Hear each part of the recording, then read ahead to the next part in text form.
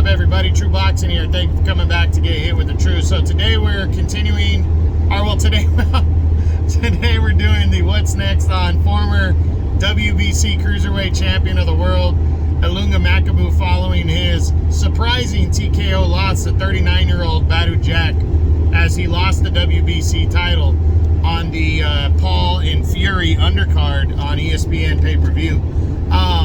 Yeah, I was definitely surprised by that. But before we get started, guys, you can show me some love, smash the like button, leave a comment, subscribe to the channel. I really do appreciate any and all support. And you got something negative to say, thumbs down, say it. Go ahead. I'm cool with it. Back to Makabu though. Tough loss for him. I believe Makabu's rolling around. Let me confirm. Yeah, he's 32. He's 32 coming into the year. But, following the victory over Alexei Papin back in, I want to say that was 2018, 2019.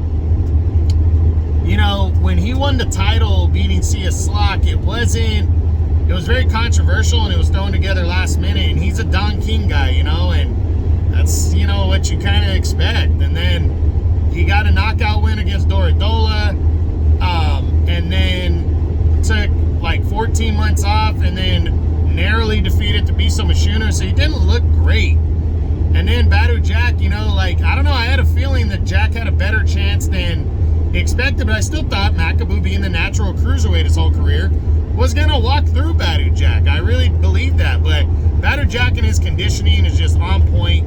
The guy's a second half of the fight, fighter, and he just, at 39, there's a piece of me that's not surprised at all that he pulled off this victory.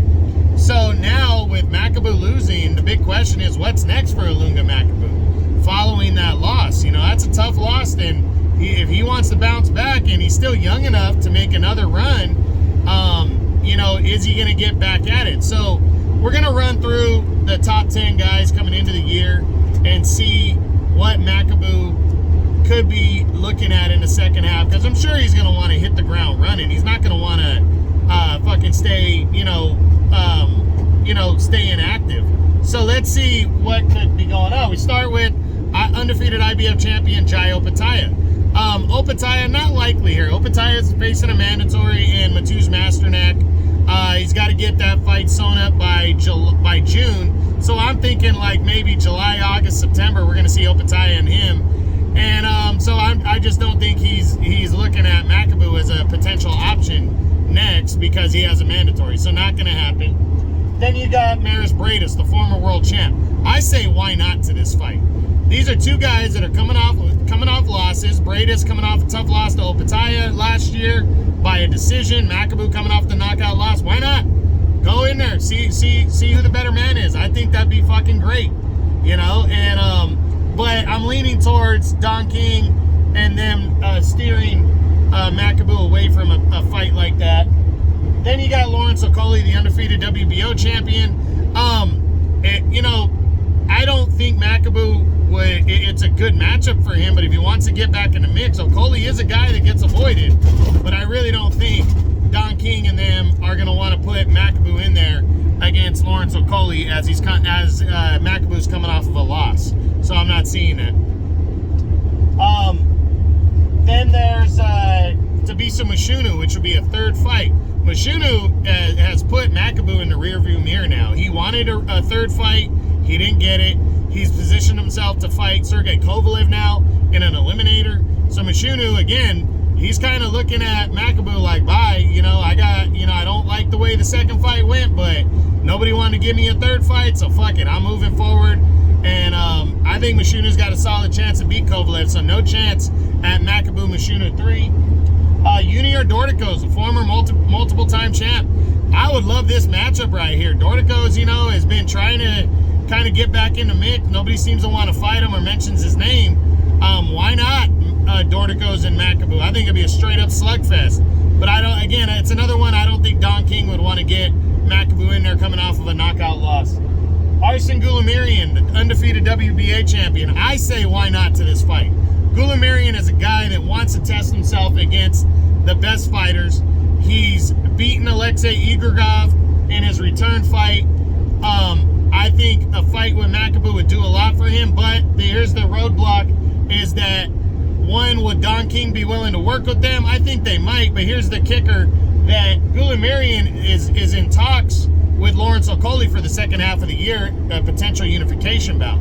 That means more. But again, Gulamarian, if he can't get a unification, he should start looking at veteran and former champs like Makabu to really sell himself better to potential unifications later.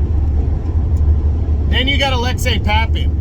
I don't think he would want, this is a rematch. Makabu barely got by Papin in their eliminator years ago.